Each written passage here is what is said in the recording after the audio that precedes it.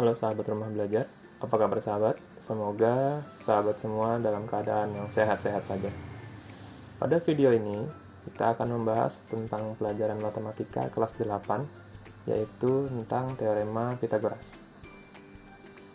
Tujuannya, agar sahabat semua bisa menyelesaikan masalah yang berkaitan dengan teorema Pythagoras. Selanjutnya, pada video ini, saya akan berfokus untuk membahas tentang teoremanya saja dan penggunaannya. Oke, kita mulai. Teorema Pythagoras. Teorema Pythagoras merupakan sebuah aturan dalam matematika yang bisa dipakai dalam menentukan panjang salah satu sisi dari suatu segitiga siku-siku. Nah, di sini kita ingat bahwa dia hanya berlaku untuk segitiga siku-siku. Maka dia tidak bisa digunakan untuk segitiga yang bukan siku-siku. Sehingga kita harus mengidentifikasi dulu segitiga siku-siku. Oke, di sini ada gambar segitiga siku-siku. Pada gambar ini, segitiga ini, terdapat 3 sisi. Yang pertama adalah sisi A, sisi B, dan sisi C. Untuk sisi A,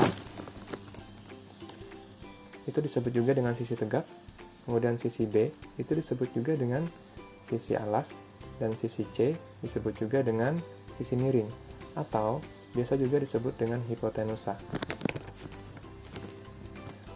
Tapi bagaimana kalau misalnya segitiganya itu bukan nggak normal, bentuk arahnya itu tidak seperti pada gambar ini.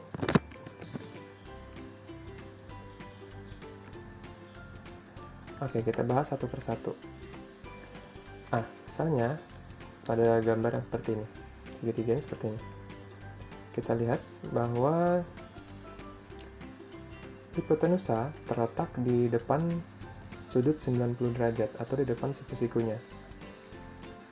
Oke, kemudian kita lihat lagi pada gambar berikutnya. Lagi-lagi hipotenusa itu terletak di depan sudut siku-sikunya. Satu lagi. Nah, di gambar ini juga hipotenusa berada tepat di depan dari segitiga dari siku-sikunya. Nah, kalian bisa menyimpulkan bahwa hipotenusa selalu terletak di depan siku-sikunya. Oke, bagaimana kalau misalnya gambar segitiganya seperti ini? Di sini tidak ada sudut 90 derajatnya. Maka kita tidak bisa langsung menggunakan teorema Pythagoras untuk segitiga ini. Oke, sekarang teorema Pythagoras. Teorema Pythagoras yaitu pada segitiga siku-siku, kuadrat dari sisi terpanjang adalah sama dengan hasil jumlah dari kuadrat sisi-sisi penyikunya atau sisi-sisi lainnya selain dari sisi terpanjang. Contoh pada gambar di sini, itu segitiganya ada sisi A, B, dan C, di mana C adalah ada sisi hipotenusa, sehingga untuk mendapatkan panjang sisi C itu kita bisa mengodratkan sisi-sisi yang lainnya, kemudian dijumlahkan. Baik. Kita langsung ke contoh soal. Oke, tentukan panjang hipotenusa segitiga samping. Kita ketahui di situ kita identifikasi dulu segitiganya. Nah, ternyata yang dicari adalah sisi C atau hipotenusa, dan diketahui bahwa sisi yang lainnya itu berukuran 5 meter dan 12 meter. Kita bisa langsung menggunakan teorema Pythagorasnya. Sini. Anggap saja A itu adalah 5, berarti yang jadi B adalah 12. 5 kuadrat ditambah dengan 12 kuadrat, hasilnya adalah C kuadrat.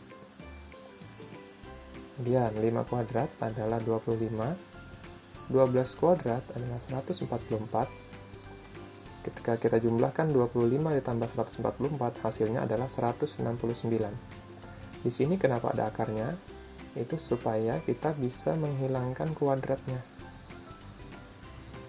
Nah, jadi akar dari 169 adalah 13, sehingga panjang dari hipotenusa segitiga tersebut adalah 13 meter.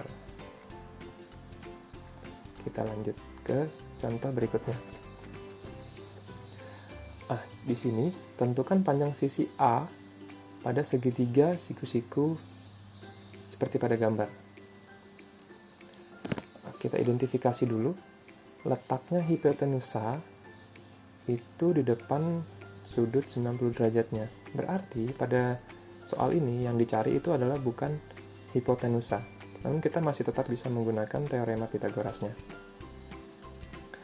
Kita anggap saja 2,1 itu adalah B dan 2,9 adalah C. Oke, jadi A kuadrat ditambah B kuadrat. B kuadratnya adalah 2,1. Kita kuadratkan. Kemudian sama dengan C kuadrat. 2,9 kuadrat. Maka 2,1 kuadrat adalah 4,41 dan 2,9 kuadrat adalah 8,41. Supaya lebih gampang, kita pindahkan 4,41-nya ke sebelah kanan.